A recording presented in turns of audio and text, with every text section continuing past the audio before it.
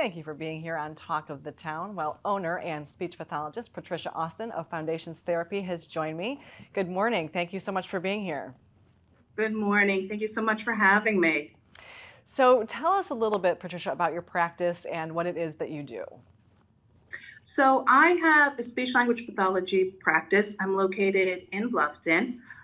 Speech language pathologists specialize in a range of communication areas from voice, swallowing, feeding, and then actually communicating with others. And that's really the focus of my practice.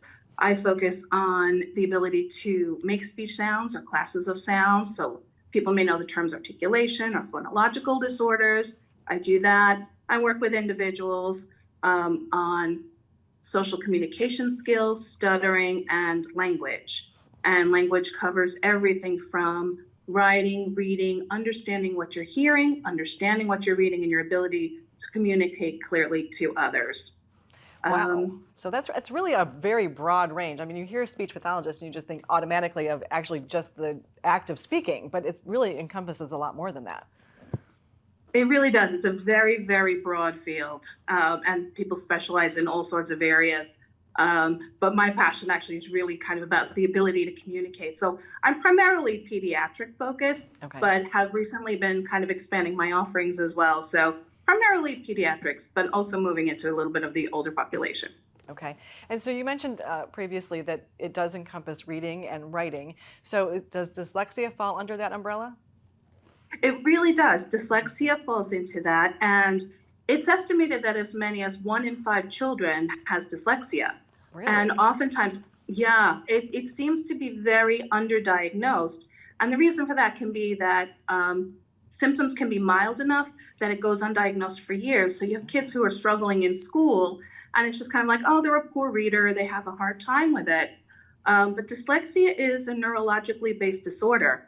So trying harder or getting extra coaching at school or whatever doesn't really help. People who are dyslexic actually need explicit, structured, highly intensive instruction. So that actually is one of the areas that I work in. And there's a program that I use called Orton Gillingham, which is wonderful. It really works on linking the sound system with the letters that we use and kind of helping kids with dyslexia make those connections and become really proficient readers.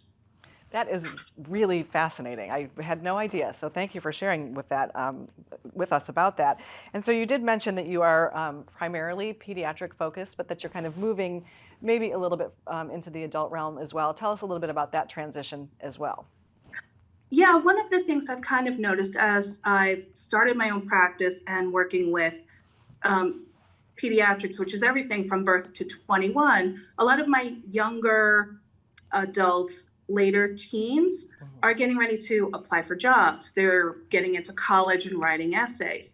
So where I see some younger people struggling is with college level writing skills, essays, being able to communicate clearly in written form. So that's something that I'm kind of adding. It's something that I did informally before I had my practice, and it's something that I want to now incorporate here.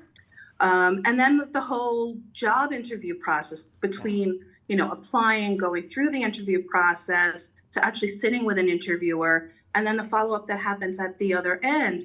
A lot of young people don't realize what's involved with that. And there's everything from writing your resume to sitting in front of someone, your body language, how you present yourself, how you use your voice to communicate to them. So that's something that I actually really want to get into. Well, those are, such important skills. I think even people who maybe don't have any kind of a learning disability could use those skills because there's a lot that goes into that. If somebody is struggling, when is the best time for them to come to see a speech pathologist? How do they know what the right timing is there? I think if you've got concerns, reach out. I think if you've got concerns in particular areas, look for an SLP who has training and experience in that area. Our field, as I mentioned before, is very, very broad, and we receive lots of training in different areas, but then go on and get additional training. So I think if you have got some concerns, reach out to an SLP. They can discuss those concerns with you and see whether or not an evaluation might be warranted and then treatment following that. Well, Patricia, thank you so much for being here today. What an interesting field, and thank you for what you're doing in the community. Thank you so much. It was a pleasure to come on and talk with you.